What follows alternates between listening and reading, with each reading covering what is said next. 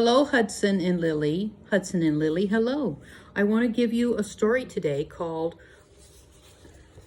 A Frog Named Gordy. Does that look backwards to you? Because it does to me.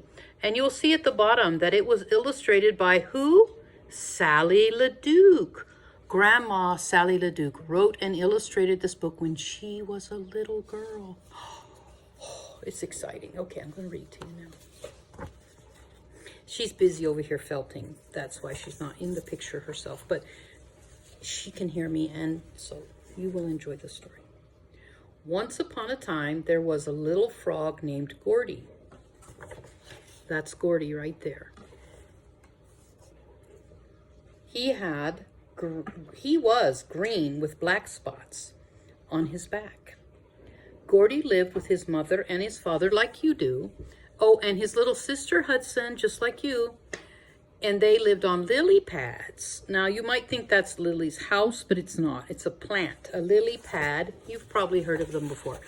They're green, and the frogs float around on them. Can you see it? Okay.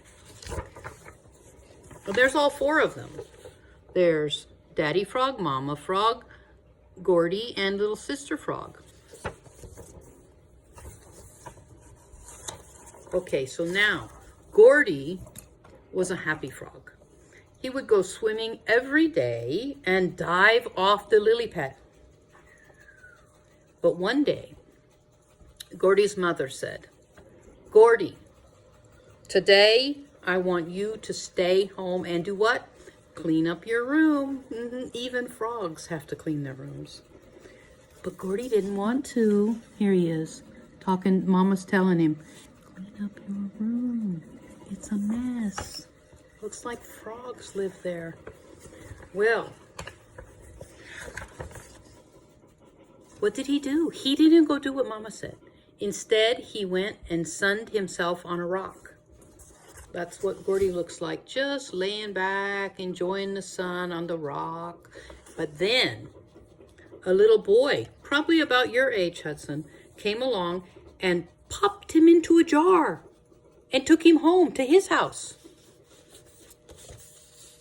There's the little boy with the frog in a jar. Frog in a jar. Gordy in a jar. Yeah, he wasn't happy. I bet he was worried about what's Mama gonna say. Gordy was pretty sad. You could see right here. Sad Gordy. Sad Gordy frog in a jar. For 2 days, he just sat there in the jar and cried. Oh, frog tears. And cried. More frog tears. And he couldn't jump. He couldn't swim. And he could hardly move. Gordy in a jar. That's the oven going off because I read slower than I thought. The little boy saw how sad Gordy was, and he decided to let him go. Oh, what a nice boy. That's what he should do. Let that frog go. Let my people free.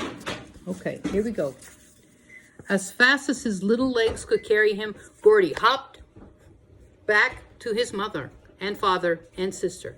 They were very happy to see him. Oh, a bunch of happy frogs.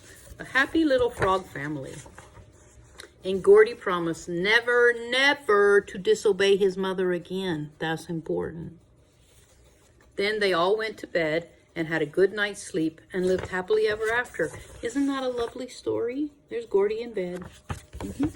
All right. Well, thank you, Grandma Sally, for writing this book. And right now it is the end. And I'm going to go eat my lunch.